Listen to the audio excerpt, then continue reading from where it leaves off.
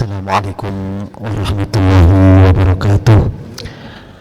Alhamdulillah wassalatu wassalamu ala rasulillah Sayyidina Muhammad ibn Abdullah wa ala alihi wa sahbihi wa mawalah. Subhanaka la ilma lana illa ma 'allamtana innaka antal alimul hakim. Rabbi shrah li sadri wa yassir li amri wahlul 'uqdatam min lisani yafqahu qawli. Amma ba'du. Hadirin wal hadirat jamaah Masjid Raya Baitul Jambe yang dirahmati Allah. Alhamdulillah, puji dan syukur kita panjatkan kepada Allah Ta'ala. Kita sampai di Ramadan 30, di akhir Ramadan. Begitu sedih, Ramadan akan meninggalkan kita. Campur bahagia, sedih campur bahagia. Ada sedihnya, ada bahagianya. Besok kita ngopor insyaallah. Yang lama nggak ketemu saudara pada ketemu. Walaupun yang tidak bisa ketemu karena jauh tidak mudik, tentu saja penuh haru ya insyaallah. Salawat dan salam semoga terlimpah kepada baginda Nabi Muhammad sallallahu alaihi wasallam, keluarganya dan juga sahabatnya. Hadirin rahimakumullah, pada pertemuan kali ini Ahad kelima ya, sebetulnya ini jadwalnya Ustadz Agi. Beliau sudah mudik duluan ke Tasikmalaya ya, kalau nggak salah ya. Seharusnya yang ngisi Ustadz Romli.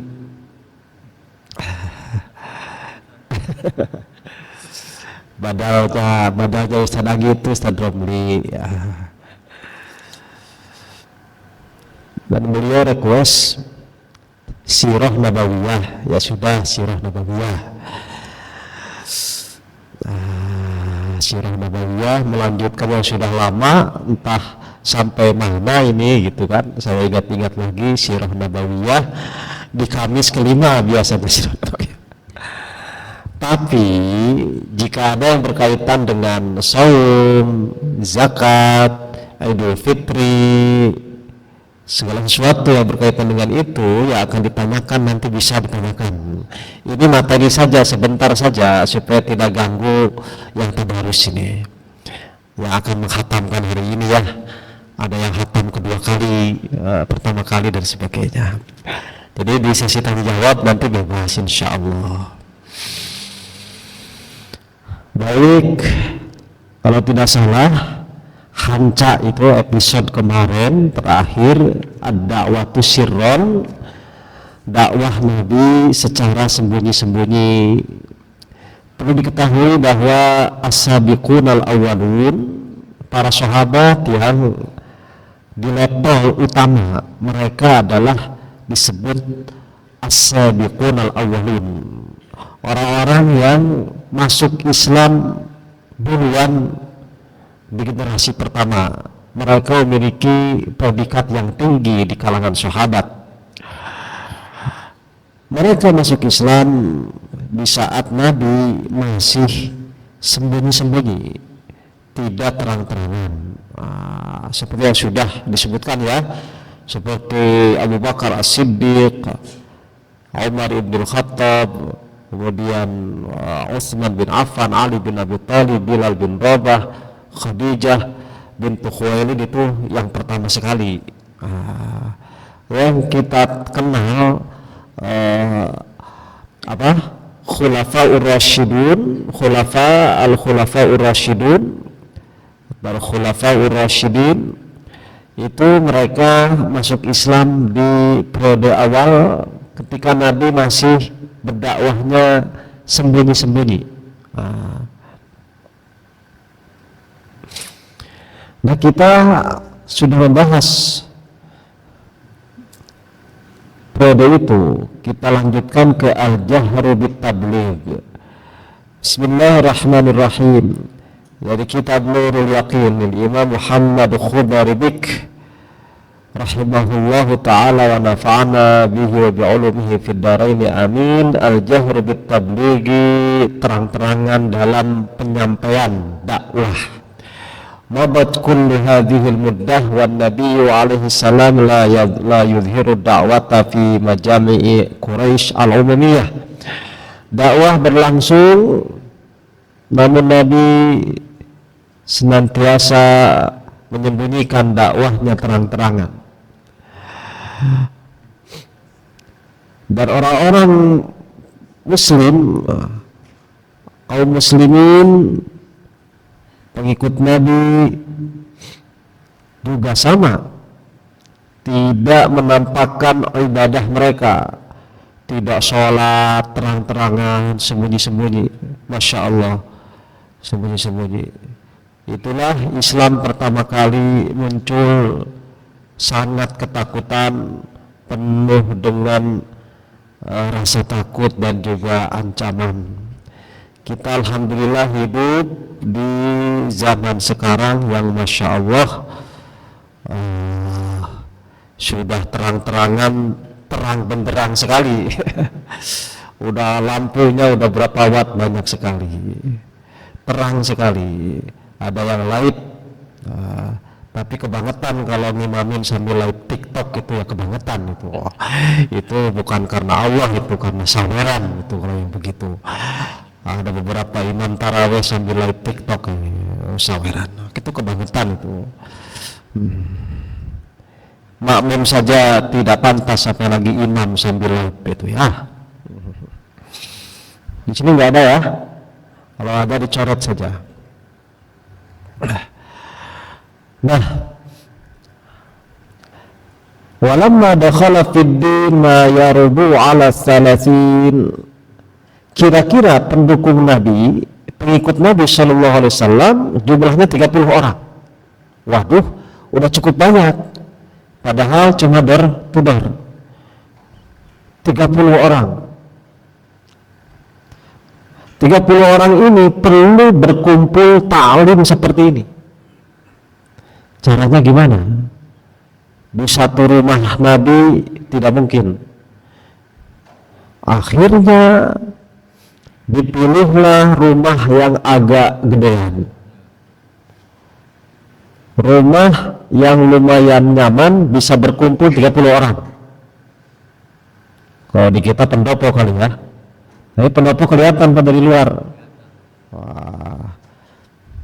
Dipilihlah rumah dari sahabat Al-Arqam bin Abil Arqam. Disebutlah Darul Arqam, rumahnya Arqam bin Abi Al-Arqam. Itu majelis ta'lim pertama Nabi Sallallahu Alaihi Wasallam dengan sahabat. Karena ketika sudah jumlahnya 30 orang, dan 30 orang tersebut tentu perlu arahan dari Nabi terkait kewajiban ilmu dan amal, membenahi akidah dan seterusnya. Berkumpul di rumah Al-Arqam bin Abil Arqam yang sudah masuk Islam tentunya. Begitu terus, yada'u sirran hatta nuzila alaihi qauluhu ta'ala fi suratil Hijr. Jadi kumpulnya pun ini sembunyi-sembunyi.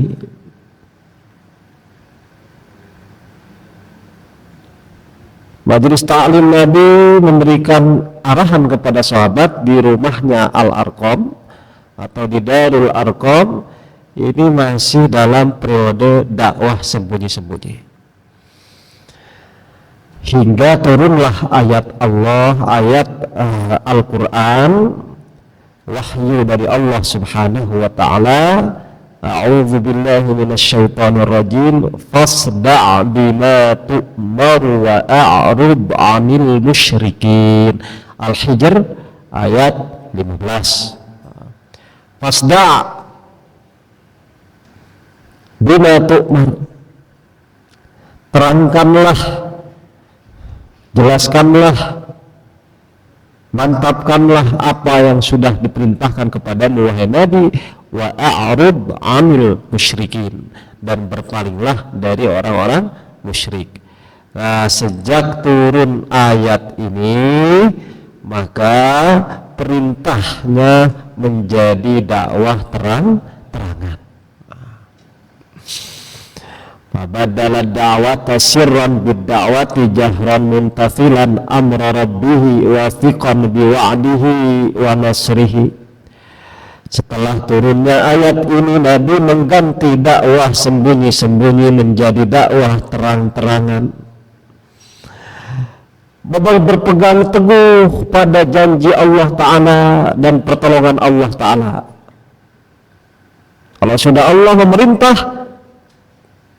tidak usah khawatir, Allah menjamin, Allah Ta'ala akan menopang menolongnya. Wah, setelah turun ayat ini, Nabi naik ke gunung. Fasa'ada ala Safa, ke bukit Safa, Jabal Safa, yang kita kalau umrah atau haji sa'i ya, udah tawaf di Ka'bah itu kan naik ke atas tuh, keluar lewat ada babnya tuh, babul mas'a, pintu untuk sa'i, naik belok kanan agak nanjak, belok kiri. Terbaru seperti itu. Entah kalau yang haji tahun 70-an itu dianggap sekarang itu di dalam Masjidil Haram, padahal sebetulnya itu dulu jauh dari Ka'bah itu. Sekarang karena perluasan Masjidil Haram seakan-akan masih di dalam area Masjidil Haram. Dulu antara Safa dan Marwah itu tidak ada penutupnya, tidak ada tameng. Yang haji tahun 60-an itu kayaknya belum ada, atau haji tahun 50-an belum ada atapnya. Siapa yang mengusulkan supaya ada atapnya ketika sa'i Safa dan Marwah? Presiden Soekarno. Tercatat dalam sejarah, Presiden Soekarno. Kata Presiden Soekarno kepada Raja Saudi saat itu, ini bagus ya kalau sekiranya yang sa'i itu di Safa dan Marwah pakai atap supaya tidak kepanasan. Itu pertama.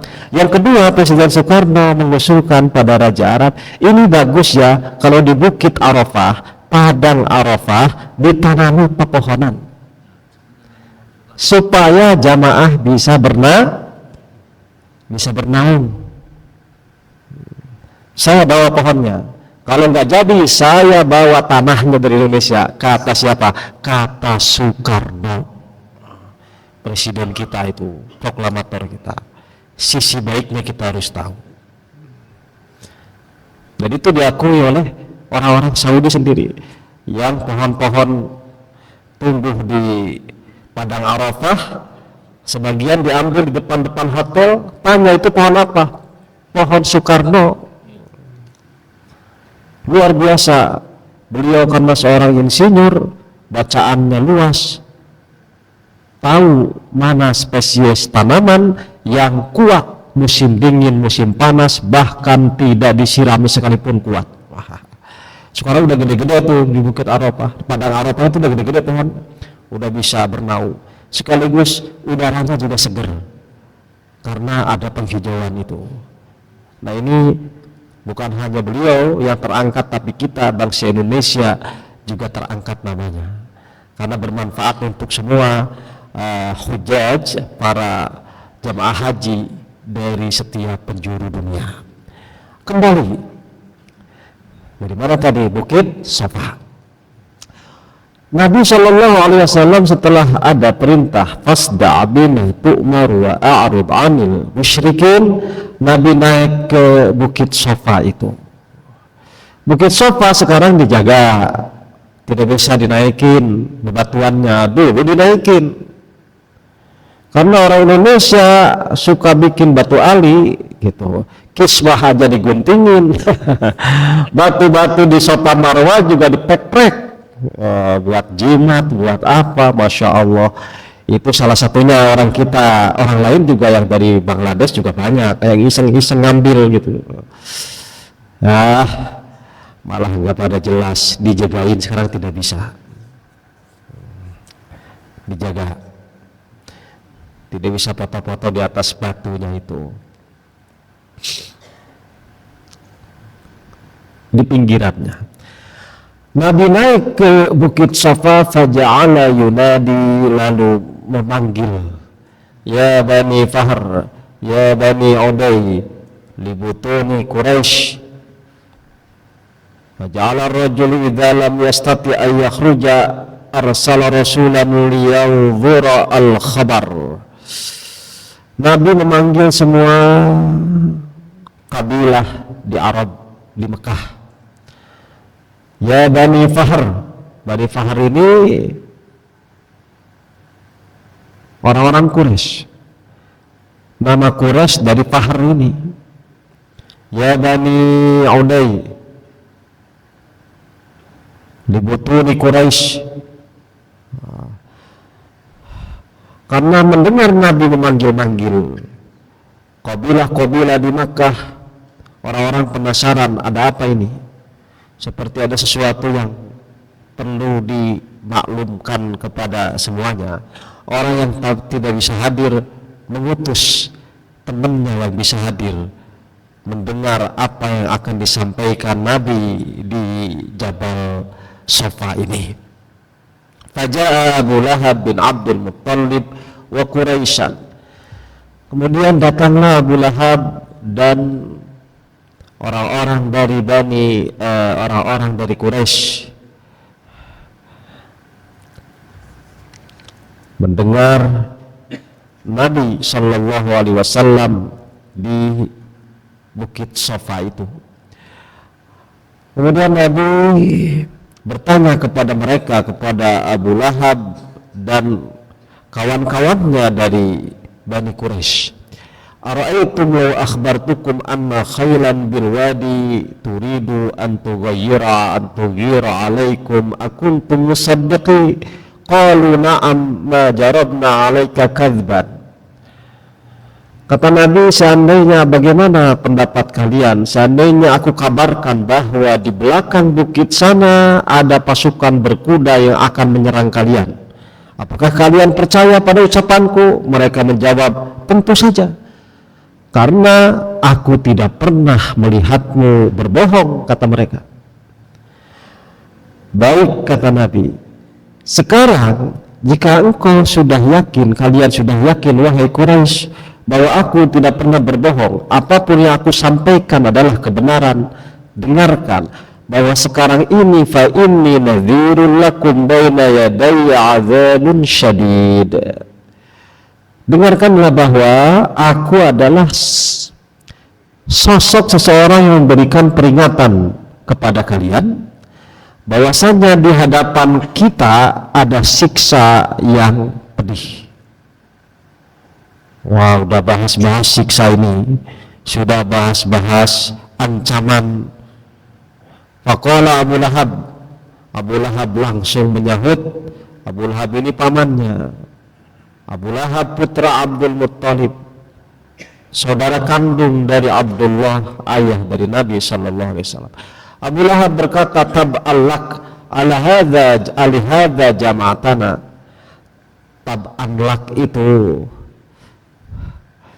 mohon maaf ini kasar sekali, kalau bahasa kita tab'allak itu persetan lah gitu. Kata Abu Lahab, apakah karena hal tersebut engkau wahai Muhammad mengumpulkan kami di sini? Menurut riwayat yang lain, Abu Lahab itu sambil melempari Nabi. Jadi ketika Nabi mendeklarasikan bahwa ia adalah seorang Rasul utusan Allah Ta'ala yang mengingatkan keselamatan di akhirat, Abu Lahab ini yang paling menentang dari kalangan Quraisy, yang pertama kali menentang dari kalangan Quraisy, menyebut, persetan kau wahai Muhammad, apakah gara-gara ini kau mengumpulkan kami di sini? Kalau bahasa kita udah panas-panasan, didengerin mau apa, ternyata pengumumannya bahwa engkau adalah seorang pemberi peringatan. Waduh, kesel Abu Lahab. Dalam riwayat lain, Abu Lahab melemparinya dengan batu. Fa'anzalallahu fi sya'nih, atas dasar itu turunlah, atas sebab itu kejadian tersebut menjadi sebab-sebab turunnya surat Al-Lahab. Tabbat yada abi lahab wa tabb ma aghna anhu maluhu wa ma kasab sayasla naran dhata lahab wa imra'atuhu hammalatal hatab fi judha hablum min masad. Celakalah kedua tangan Abu Lahab. Dinas dalam Al-Quran. Ini adalah satu-satunya paman Nabi yang ulama ittifaq kekufurannya. Ada dua pamannya dari Nabi yang ulama ittifaq sepakat keislamannya, yaitu Al-Abbas dan Hamzah. Ada satu paman Nabi yang ulama ikhtilaf, ada yang mengatakan dia adalah mukmin, ada yang mengatakan dia adalah kafir, yaitu Abu Thalib. Itu ikhtilaf. Abu Lahab ittifaq karena dinas dalam Al-Quran. Setiap ayat-ayat yang menunjukkan bahwa contoh innaka la tahdi man ahbabta, ada yang mengatakan itu untuk Abu Thalib, ada yang mengatakan tidak, itu untuk Abu Lahab.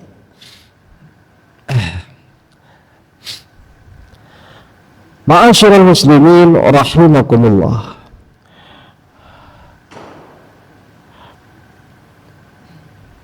Thumma nuzila alaihi fi surati Syu'ara.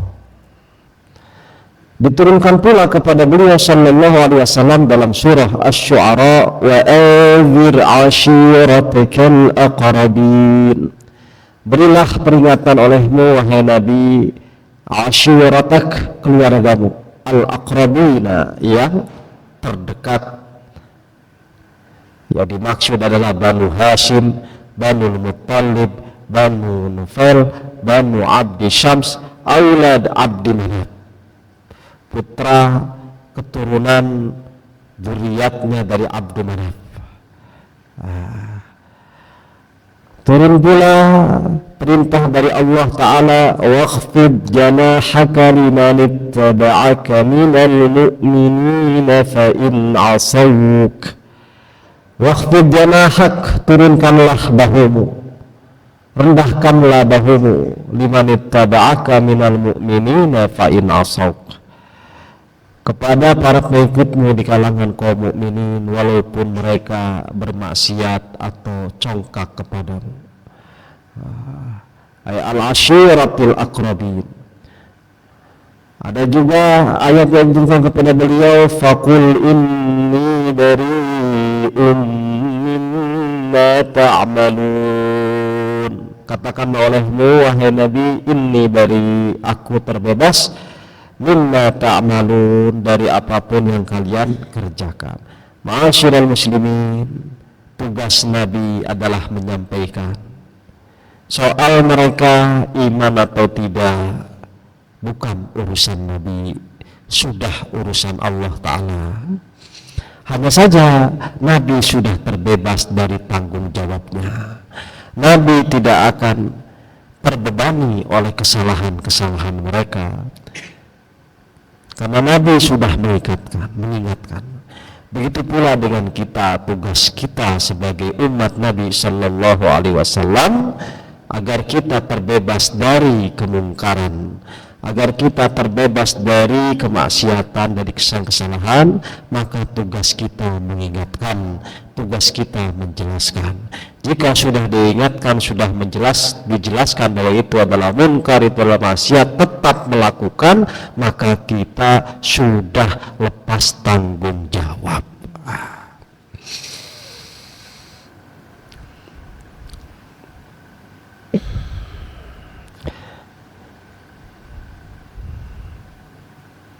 Hadirin rahimakumullah, itu barangkali dakwah secara terang-terangan langsung mendapat respon yang apa? Yang keras dari Abu Lahab, hingga Abu Lahab melempari Nabi dan memarahi Nabi. Namun demikian Nabi tetap terus berdakwah, terus memberikan peringatan bahwasanya tugasnya menyampaikan. Adapun orang-orang yang tidak mendapatkan petunjuk, maka mereka hakikatnya sudah ditakdirkan kufur secara azali. Dalam setiap hal kita pun demikian, hakikatnya may yahdillahu fala mudhillalah wa may yudlil fala hadiyalah. Kemudian ada beberapa hal yang membuat orang-orang Quraisy itu sangat memusuhi Nabi, sangat keras kepada Nabi. Di antaranya ketika Nabi Shallallahu Alaihi Wasallam memberikan gambaran bahwasanya apa yang mereka sembah itu sama sekali tidak didasari oleh pemikiran maupun oleh petunjuk. Mereka, sembahan-sembahan mereka, berhala dan bebatuan itu tidak memberikan manfaat maupun menolak mudarat. Ini yang banyak sekali tempat dalam Al-Quran menjelaskan soal ini. Salah satunya di surah Al-Baqarah ayat 170, wa idza qila lahum ittabi'u ma anzalallahu qalu bal nattabi'u ma alfayna 'alayhi aba'ana awalau kana aba'uhum la ya'qiluna syai'an wa la yahtadun. Mereka itu jika dikatakan ikutlah kalian kepada Al-Quran, ikutlah kalian pada ajaran yang Allah turunkan, jawaban mereka, kami tidak akan mengikuti kecuali apa yang telah kami dapati dari leluhur kami. Walaupun sebetulnya leluhur mereka itu tidak ngerti banget, tidak pula mereka mendapatkan petunjuk. Nah ini kita tidak boleh taklid buta karena tradisinya begitu terus gitu.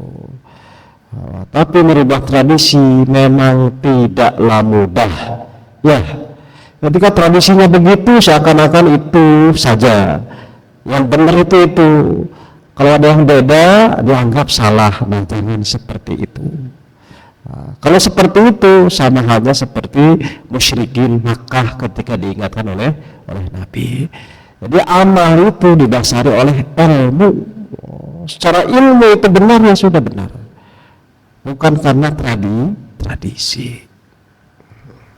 Nah, tradisinya sesuai dengan ilmu, sesuai dengan syara, ya bagus. Bagus.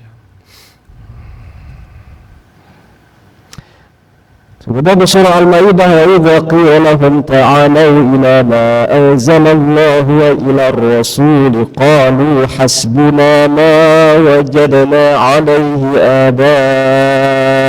aba'ana.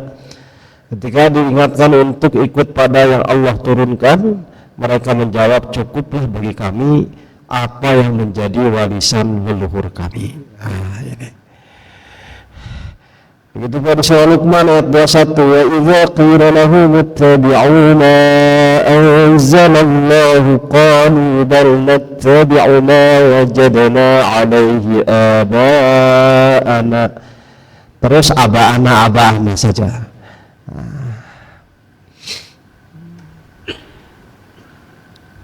Hadirin wal hadirat rahimakumullah. Konsekuensinya dari dakwah jahar ini, dakwah terang-terangan Nabi Sallallahu Alaihi Wasallam adalah al-idha. Apa itu al-idha? Gangguan. baik secara ucapan lisan, secara verbal maupun secara fisik.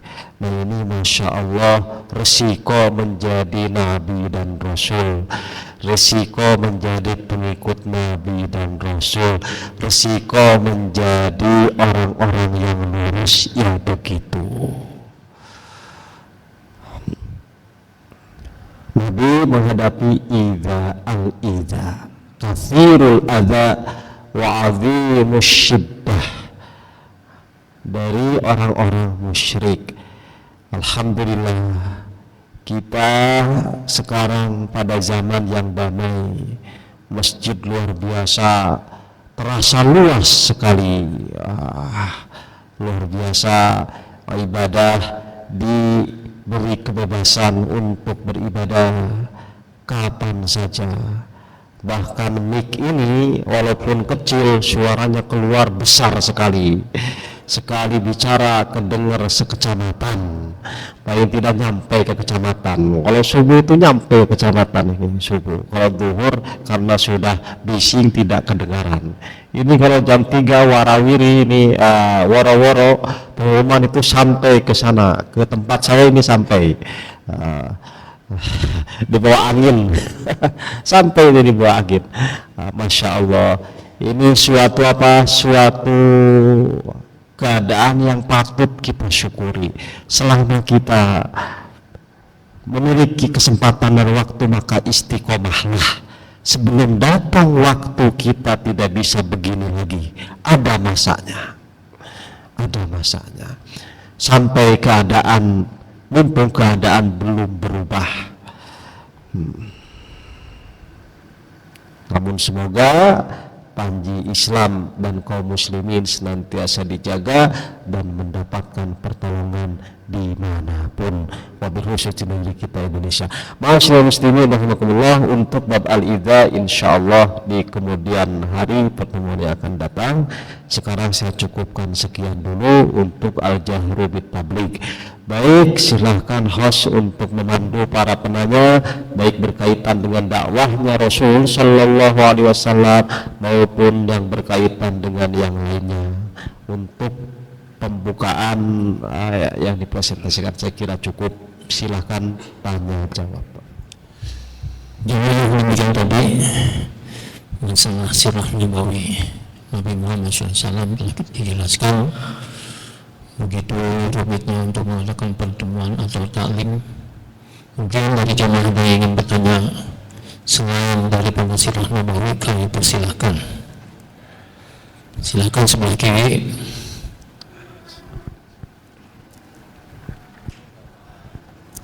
Ada satu kur. Nanya mana yang lain? Assalamualaikum warahmatullahi wabarakatuh. Pak Ustadz mau nanya mengenai tidur ba'da subuh dan ba'da asar. Larangannya itu sebatas makruh atau haram? Hadisnya sahih Bukhari Muslim atau apa?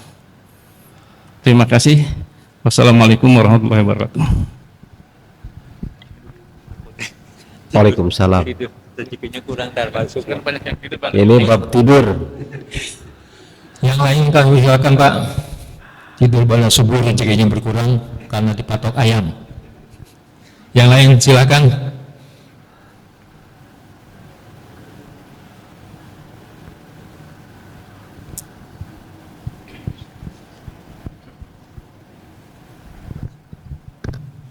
Bismillahirrahmanirrahim. Assalamualaikum warahmatullahi wabarakatuh. Waalaikumsalam. Pak Ustadz, saya ingin menanyakan terkait sholat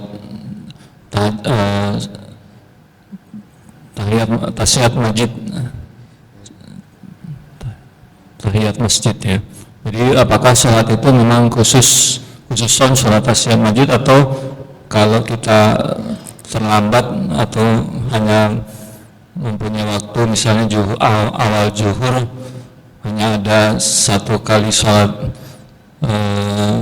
qobliyah zuhur, apakah itu sudah termasuk sholat tahiyatul masjid itu, atau memang harus dilakukan tersendiri di belakang ba'da sholat wajib, atau bagaimana Ustaz? Terima kasih.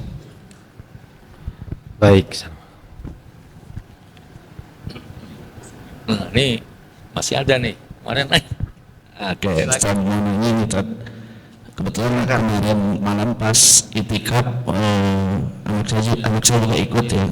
Ya pas Ustaz awal itu, anak saya juga ikut pas pagi-pagi. Di sini ketemu gurunya, guru tahfidznya. Saya kaget gitu, ada pertanyaan dari anak saya tuh, Ustaz saya mau nanya, katanya, apakah kita diwajibkan bermazhab atau enggak? Wah, saya pertanyaannya berat nih. Akhirnya kenapa nanya gitu? Karena anak saya katanya di sekolahnya ada guru tahfidznya di sekolah yang sekarang itu katanya nggak perlu lah ngapain bermazhab ini. Terus pas ditanya balik sama anak saya, Pak Ustadz sendiri mazhabnya gimana? Nggak, saya berdasarkan pemikiran saya sendiri. Akhirnya di sini ngobrol seru tuh dengan anak saya, dengan gurunya yang lalu ya, dengan Ustadz Mu'id. Menurut Ustadz gimana Ustadz? Terima kasih Ustadz. baik.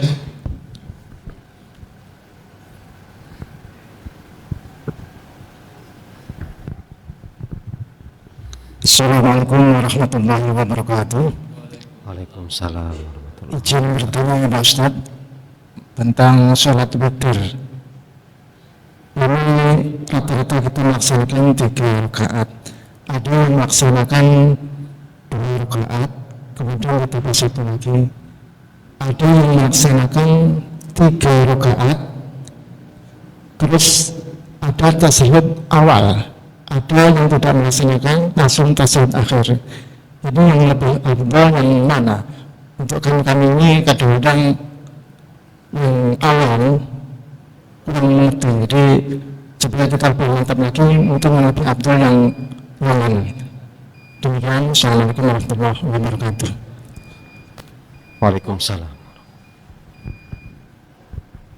Assalamualaikum warahmatullahi wabarakatuh. Ustaz ingin bertanya terkait dengan sholat Idul Fitri. Biasanya kan kalau sholat Jumat itu ada ketentuan jumlah jamaah sehingga bisa melaksanakan sholat Jumat. Nah, sedangkan sholat Idul Fitri itu apakah ada batasan minimal jumlah jamaah yang mengikutinya? Demikian. Assalamualaikum warahmatullahi wabarakatuh. Mungkin yang lain Pak, mumpung masih ada waktu.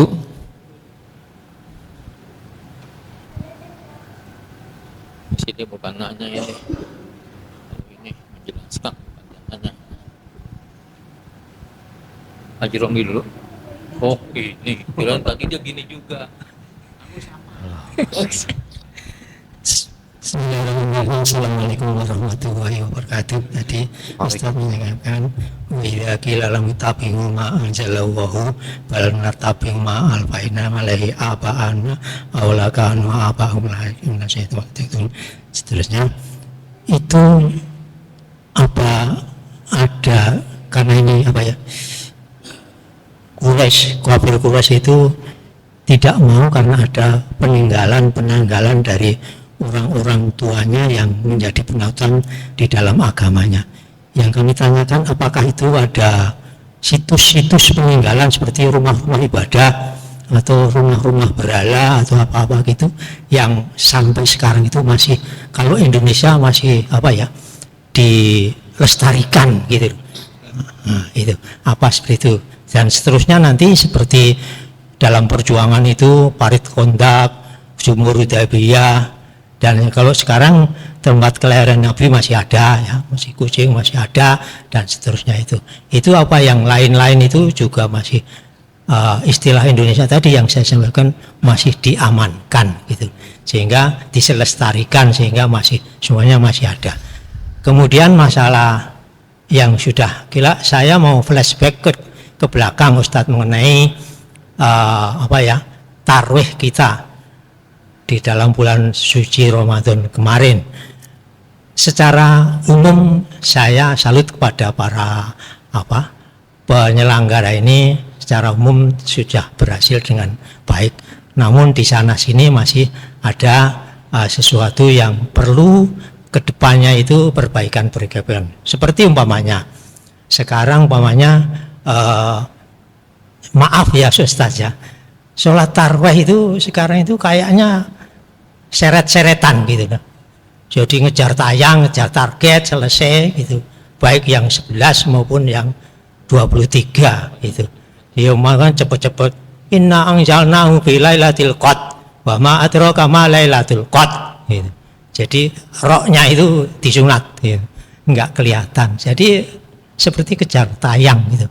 Kemudian yang kedua mengenai 11 dan 23, kami enggak mempermasalahkan itu, cuman akhirnya saya nanti menyampaikan saran. Keadaannya adalah baik yang 11 maupun yang 23, kalau setiap imam jamaah itu menyampaikan istaqimu wa'tadilu, jadi luruskan dan rapatkan.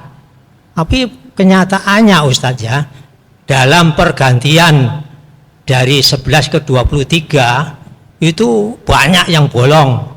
Jadi enggak ada yang, apalagi kalau jamaah itu masih pada duduk di situ, sementara yang lain sholat, yang satunya yang itu ada kelompok-kelompok yang bicara-bicara gitu, sehingga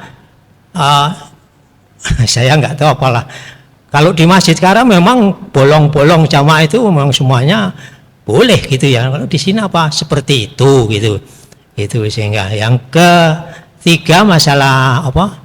Masalah sholat tarawih juga saya menyarankan untuk ke depan apabila kita masih diberi kesempatan lagi, kesempatan umur maupun kesempatan kita bisa melaksanakan, insya Allah saya menyarankan untuk ke depan itu kita kan punya imam yang sudah top 2 itu.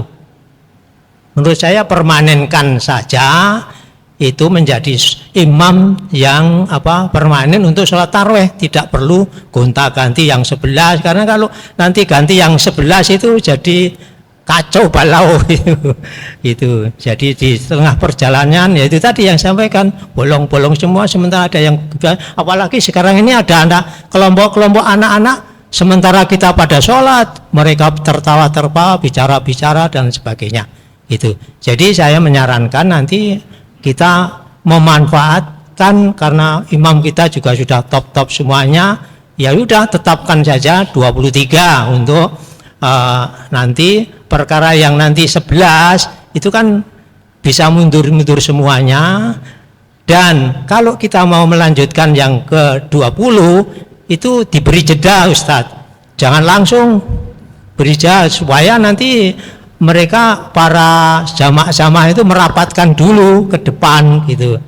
Ya, sementara ini yang kemarin itu terjadi, ya udah berdiri ada di situ gitu. Padahal kan selalu dianjurkan istaqimu wa'tadilu kan gitu.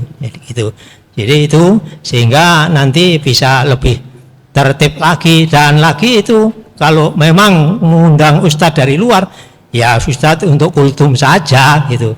Andai kata 11 ya beliau 8 terus keluar gitu. Jadi tidak usah dilanjutkan dengan yang 11 gitu.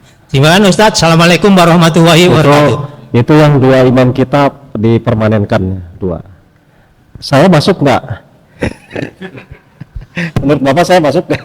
Ya. Mungkin dari ibu-ibu Masuk. Termasuk Bapak termasuk saya? yang sunnah. Oh ya udah. Baca. Langsung bismillahirrahmanirrahim. Iya. Mungkin dari ibu-ibu ada yang ingin bertanya, Bu? Kami persilakan. Bu.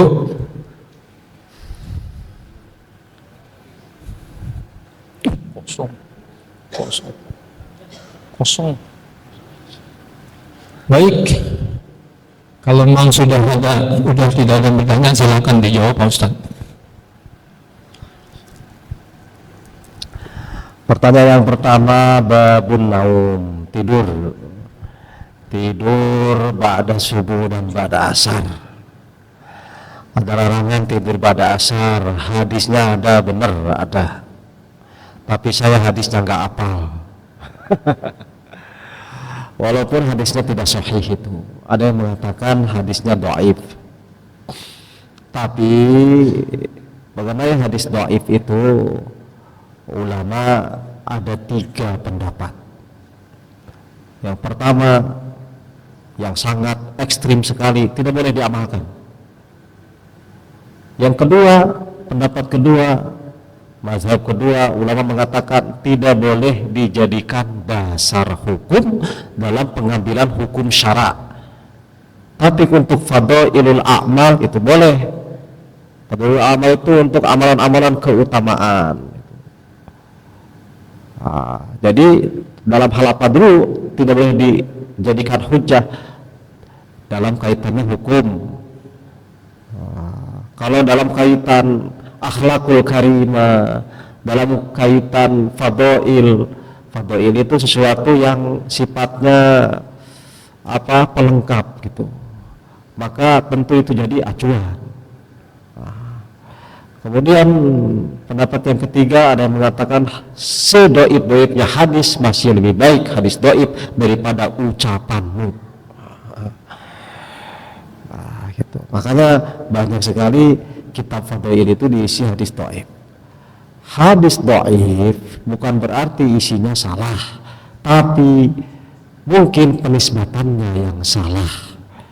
Itu bukan ucapan Nabi tapi ucapan ulama, tapi dikira hadis. Tapi walaupun itu sebetulnya bukan ucapan Nabi, ternyata ucapan ulama yang lebih bagus daripada ucapanmu yang awam, kan begitu.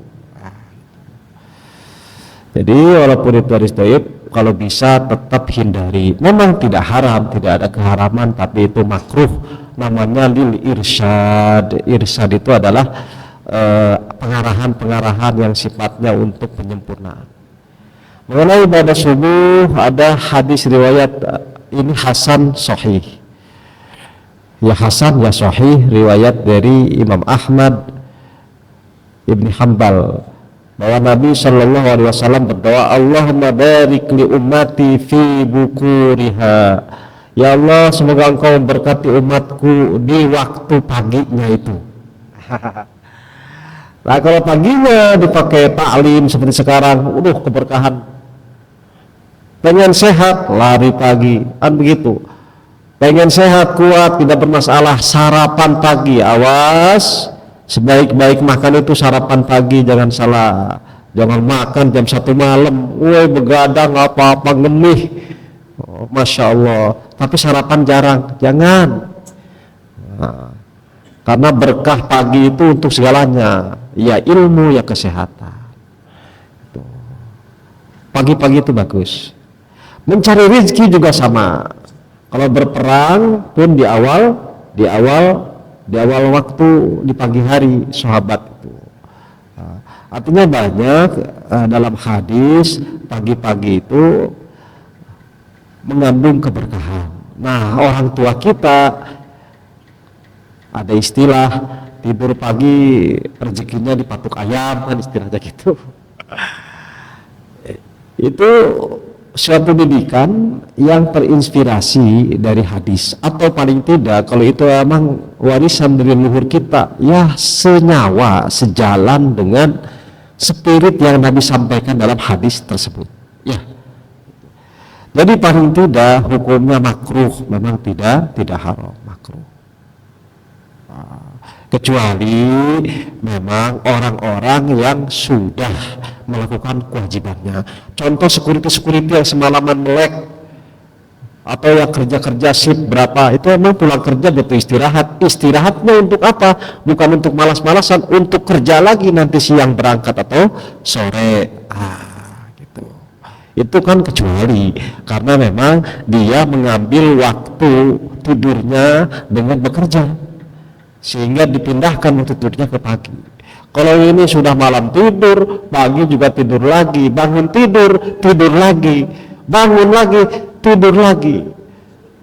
Teman saya sampai bilang gini, saya aneh sama kamu, ke temennya ngomong, orang itu bangun tidur ada yang lapar, pengen makan.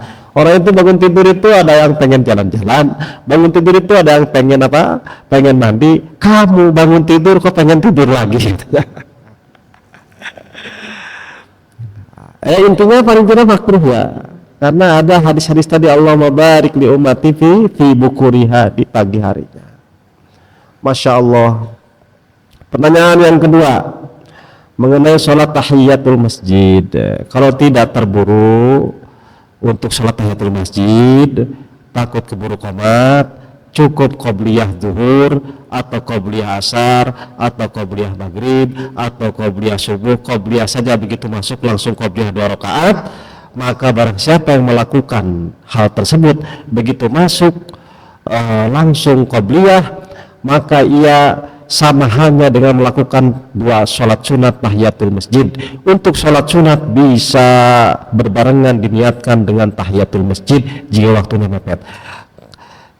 Para ulama mengatakan demikian berdasar pada substansi tahiyatul masjid itu memakmurkan dengan sholat.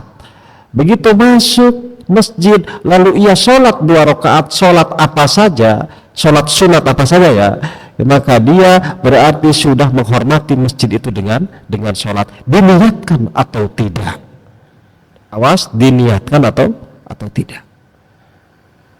Dalam kitab kita begitu. Nah, tinggal pilihan bagi kita. Kalau waktunya masih panjang, 4 rakaat saya tahiyatul masjid sama qobliyah, ya lebih bagus gitu. Lebih banyak melakukan sholat ya lebih bagus gitu. Masa 4 rakaat tidak lebih bagus dari 2 rakaat, ya enggak tuh. Sholat sunnah mah. Kalau sholat maghrib yang harus 3, kita sengaja ditambah jadi 7 rakaat, salah. Kalau sholat sunnah ditambah terus ya bagus, enggak ada larangan. Apalagi sudah itu sholat lagi 2 rakaat masih belum komat-komat, sholat apa? Sholat hajat, silahkan gitu ya. Tapi seandainya mepet langsung sholat, maka bapak sudah termasuk menghormati masjid dengan sholat itu. Begitu dalam kitab fikih. Kemudian pertanyaan keempat, apakah bermadzhab itu wajib? Jawabannya untuk siapa dulu? Kalau untuk ahli hadis seperti Imam Bukhari, Imam Ahmad, bukan Imam Ahmad bin Hanbal, Imam Ahmad bin Siddiq Al-Ghumari, Imam Ibnu Hajar, untuk yang hafal hadis dan paham, mereka betul-betul bisa memahami dengan baik, bisa meramu dengan baik, memisahkan mana yang hak mana yang batil. Al-Bukhari, As-Subki, ulama-ulama ternama itu mereka dikenal dengan madhab ahlul hadis. Tidak perlu lah orang kayak kita hafal Quran saja ya isinya juga gak ngerti, hafal hadis berapa tahunya dari buku, dikit-dikit buka di Google. Apa pentingnya madhab itu? Suatu pendapat seseorang yang kita tidak bisa menafikan kalau itu pendapatnya. Jadi kalau kita punya pendapat sendiri, pertanyaannya kita itu siapa? Anda itu kalau meramu sendiri berarti Anda bermadhab pada diri Anda sendiri, dan itu bahaya. Kenapa ulama mengerucutkan pada madhab yang 4? Karena hanya madhab yang 4 itu yang bisa dipertanggungjawabkan sampai Rasulullah, karena kitab-kitabnya dijaga oleh para ulama. Sebetulnya ada madhab ulama lain seperti madhab Sufyan Ats-Tsauri, beliau ulama mujtahid, tapi karena tidak terkodifikasi dengan baik karya-karya pemikirannya, nanti bisa-bisa orang hanya ngaku-ngaku saya mengikuti madhabnya Imam Sufyan Ats-Tsauri, padahal tidak ada kitab rujukannya. Madhab itu sama ketika Anda bikin makalah kemudian bikin referensi. Madhab itu referensi, Pak, referensi. Contoh, wanita yang ditalak iddahnya 3 kali suci menurut siapa? Karena dalam Al-Quran hanya disebutkan wal mutallaqatu yatarabbasna bi anfusihinna thalathata quru. 3 kali quru. Asy-Syafi'i memahami itu 3 kali suci, sementara yang lain tidak. Salah satu quru Hanafi 3 kali haid. Jadi Anda mengatakan 3 kali suci itu berdasarkan pemahaman siapa? Pemahaman Imam Syafi'i. Karena Imam Syafi'i memaknai Qur'an itu suci. Kalau bicara tidak perlu bermadhab, berarti Anda beragama tidak perlu menggunakan referensi, sama saja dengan mengatakan tidak perlu memakai referensi. Atau Anda memakai referensi orang lain tapi Anda tidak mengakui bahwa itu pendapatnya beliau, kan itu salah untuk orang-orang zaman sekarang. Jadi orang yang mengatakan bahwa tidak perlu bermadhab berarti dia mengatakan sudah pada level mujtahid. Anda tahu apa syarat mujtahid? Banyak. Harus hafal ribuan hadis. Perlu diketahui Al-Imam Ibnu Hajar Al-Asqalani yang pengarang Fathul Bari, syarah Sahih Bukhari, beliau walaupun ahli hadis madhabnya madhab Syafi'i, karena tidak semua ahli hadis berarti faqih, ngerti makna hadis, tidak semua. Sama halnya di sini ahli Quran banyak, yang hafal Quran banyak, apakah semuanya ahli tafsir? Tidak. Ada ulama Syekh di Al-Azhar itu sekali nyimak 10 orang disimak. 10 orang disimak, hebat luar biasa. Yang satu baca qiraat waros, yang satu baca qiraat kumbul, yang satu baca qiraat hafaz, disimak dalam waktu yang sama. Ketahuan kalau ada yang salah. Dia sangat melotok dalam Qur'annya, tapi kalau ditanya masalah tafsir dia angkat tangan, bukan bagian saya. Tafsir ke Syekh Anu. Menunjukkan bahwa orang yang ahli Quran pun tidak semua ahli tafsir, begitu pula orang yang ahli hadis ngerti makna-makna hadis, arah hadis kemana. Oleh karenanya banyak ahli Quran ketika ia menafsirkan ngambil Jalalain, ngambil Ibnu Katsir, ngambil tafsir Muyassar Tantawi, punya referensi dari mana Anda mentafsirkan itu? Dari tafsir Jalalain, berarti ia bermadhab pada Imam Al-Jalalain dalam hal penafsiran. Madhab itu referensi pemikiran. Ya, Anda mengatakan tidak perlu bermadhab, berarti Anda sama saja dengan makalah Anda bikin tidak memakai referensi. Apakah bisa? Pasti ditolak oleh dosen pembimbing Anda. Gitu. Ini banyak sekali. Banyak ulama hadis pun bermadhab.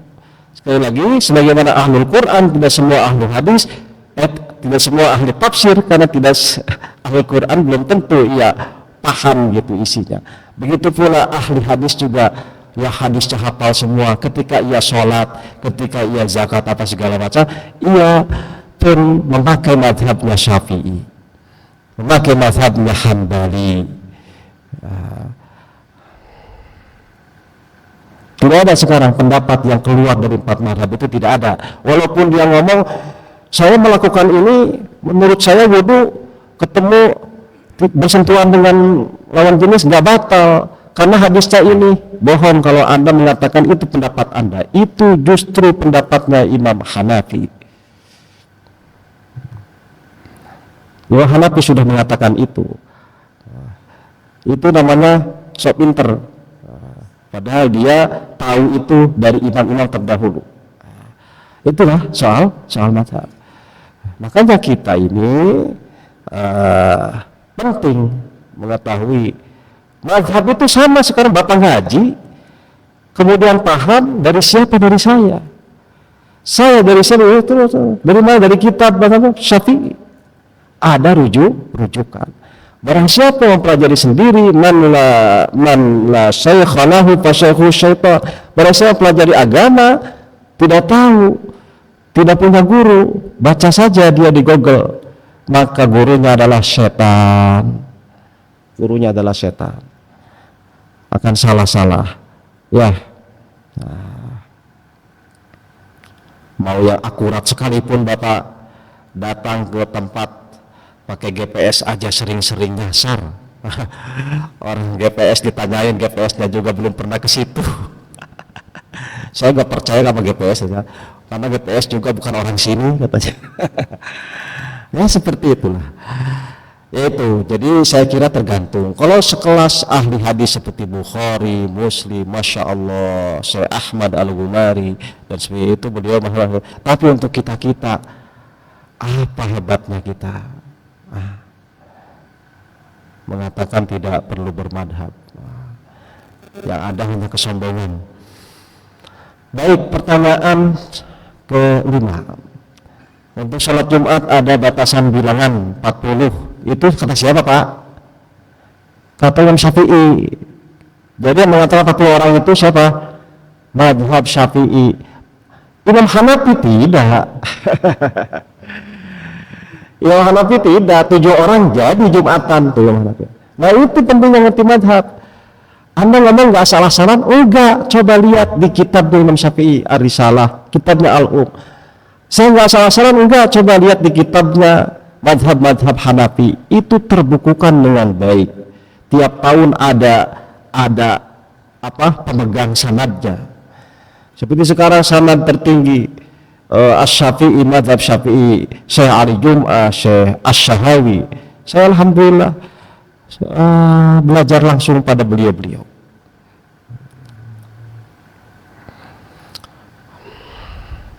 Nah kembali, oke lah, langsung saya jawab. Untuk sholat Idul Fitri tidak ada, Pak. Tidak ada. Yang penting berjamaah. Berjamaah itu 2 orang jadi.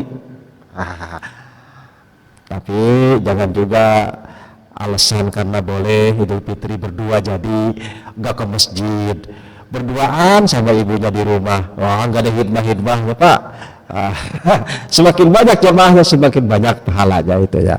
Dan Nabi SAW ketika Idul Fitri itu justru syiar Islam. Bahkan wanita-wanita yang haid sekalipun diperintahkan untuk keluar hadir sholat Id, sekedar menyaksikan. Kan silaturahmi momennya, ngapain sendiri-sendiri? Ya. Jadi sekali lagi itu Syafi'iyah 40, Hanafiyah tidak mesti seperti itu.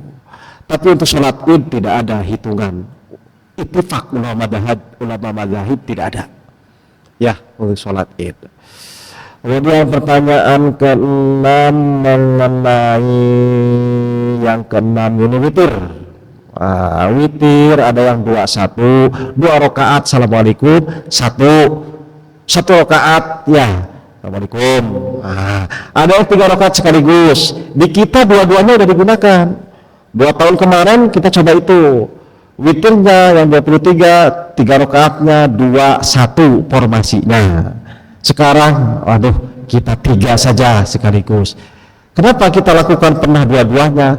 Sebagai maklumat kepada antum jamaah sekalian, dua-duanya benar, dua-duanya ada dari Nabi Sallallahu Alaihi Wasallam. Nabi kadang formasinya melakukan witir itu 2-2-2-2-3 atau 2-2-2-2-2-1. Ada hadisnya, bisa dilihat di Sahih Bukhari, itu ada hadisnya. Jadi kalau ada hal yang baru yang kita lakukan itu ilmu, Pak. Jangan mengira bahwa kebiasaan kita dulu begitu itu yang benar, yang lain salah. Jangan. Ketika ada yang baru, hal yang baru, itu berarti ilmu. Ya buktinya ketika kita sholat di Masjidil Haram, orang ada yang Allahu Akbar, ada yang Allahu Akbar ke bawah. Kalau cuma kita mempelajari satu pemahaman, lihat orang itu salah semua, Pak. Padahal yang salah siapa? Kitanya, bacaannya sedikit. Yang saya tahu HP itu ya ini, yang saya punya. Melihat HP yang beda dengan saya itu bukan HP katanya. Lalu apa? Setrika. Itu HP, Pak, beda merek. Jadi bisa 2-1, bisa 3-1, 3 rakaat sekali salah. Kemudian yang kedua, mana yang afdal? Ini ikhtilaf. Menurut Hanafi, awas, menurut Imam Hanafi 3 rakaat sekaligus itu afdal. Menurut Syafi'i 2 rakaat, kemudian 1 itu afdal. Kenapa? Karena banyak di situ kegiatannya. Ada tasyahudnya 2 kali, ya. Kalau 3 rakaat di 2 kali salam itu tasyahudnya 2 kali. Semakin bacaannya banyak, semakin besar pahalanya. Nah kita yang simpel 3 rakaatnya tahun ini 3. Sementara yang 23 di tempat lain 21 umumnya. Nggak apa-apa, kita sedikit bereksplorasi gitu. Yang penting dua-duanya itu juga ada dasarnya. Kemudian yang terakhir ini mengenai, ini yang terakhir 3 ini soalnya. Apakah situs-situs kemusyrikan pada masa kenabian ya, yang dicela dalam Al-Quran, patung-patung itu apa masih ada, terjaga? Kalau di kita kan situs-situs persembahan kan masih ada ya, seperti candi-candi bahkan yang sudah terkubur jadi sawah digali lagi, seperti candi jiwa. Apakah di Arab ada seperti itu? Di Mekah terutama maupun Madinah tempat Nabi? Jawabannya tidak ada. Jawabannya tidak ada. Kenapa? Karena pada masa itu setelah Islam Fathu Makkah, setelah Islam melakukan atau betul-betul menampakkan cahayanya, maka wasilah-wasilah kemusyrikan itu yang membuat orang musyrik itu dihancurkan. Supaya apa? Supaya tidak ada satupun dari mereka yang tergiur untuk menyembah mereka lagi. Lalu kenapa ulama kita membiarkan candi-candi itu? Beda kasusnya itu.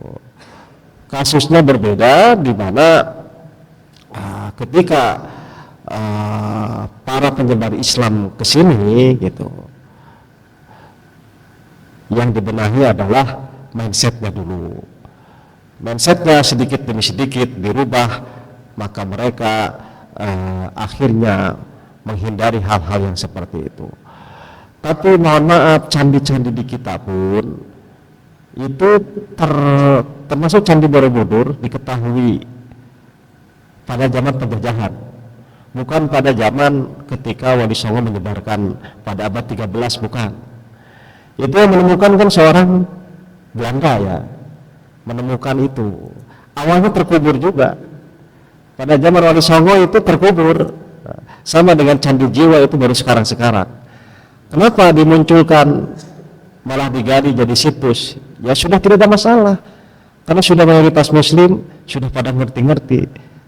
Orang Muslim tidak akan menyembah ke sana, hanya bagian dari sejarah. Begitu pula ketika Islam masuk ke Mesir, tidak melakukan perusakan-perusakan karena dianggap itu adalah sejarah kita masa lalu.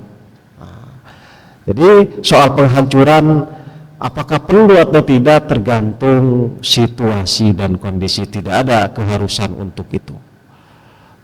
Nah, untuk khusus di Arab, Mekah dan Madinah memang itu 2 kota suci, itu kan tidak boleh ada praktek apapun. Bahkan orang musyrik sendiri, non muslim itu haram masuk ke 2 tempat itu. Ada sekarang yang situs-situs yang sebetulnya oleh Nabi itu jangan diziarahi, malah dibuka oleh otoritas MBS sekarang, seperti Al-Ula. Al-Ula adalah madain solih, tempat terkutuk yang Nabi kalau lewat situ tertunduk menyempatkan jalannya dan berkata kepada umatnya, jangan sampai mengunjungi tempat ini kecuali Anda menangis. Kalau Anda mengunjungi tempat ini tapi tidak menangis, maka khawatir bencana akan menimpa kepada Anda. Nah, artis-artis di kita sudah ada yang ke sana. Umroh plus Al-Ula. Al-Ula sebetulnya tempat terkutuk yang Nabi pun tidak menyarankan kita datang ke sana. Tapi karena cuan sebagai devisa negara sekaligus situs sejarah di Saudi Arabia, tapi itu itu di luar Mekah Madinah ya, Al-Ula itu. Dan dipopulerkan oleh salah satu bintang sepak bola dunia, maka dibanjirilah oleh wisatawan yang tidak ngerti. Saya kira yang ngerti dari jamaah sini jangan tergiur dengan umrah plus Al-Ula, karena itu ada hadisnya larangan mengunjungi Al-Ula itu atau madain soleh. Bahkan otoritas Saudi Arabia sudah melarang itu. Tapi karena yang memiliki kekuasaan adalah kerajaan Saudi Arabia, bukan ulamanya, maka ada perbedaan di situ. Wallahu a'lam. Yang jelas kita tidak tidak semestinya mengunjungi ke tempat yang Nabi Shallallahu Alaihi Wasallam tidak menganjurkannya. Kemudian yang terakhir masukan-masukan insya Allah itu menjadi bahan pertimbangan untuk Pak Haji Romli, Pak Haji Saifuddin, Pak Haji Wagiran, dan Pak Ustadz Sultan. Kalau saya itu ya dengar komisi 1 dulu, ibarat itu komisi 1. Ya kalau komisi 1 ya kemarin komisi 1 ininya 23 ya sudah gitu. Komisi 1 23. Tapi emang yang dibenahi itu emang imam-imamnya betul. Saya juga kaget-kaget kalau ada orang yang ngirim video-video itu bacaannya nggak benar, betul saya mohon maaf itu. Nanti lebih baik gak usah banyak-banyak dah gitu. Yang jelas-jelas top aja bacaannya. Kalau emang dia dominan yang ngisi materi lah.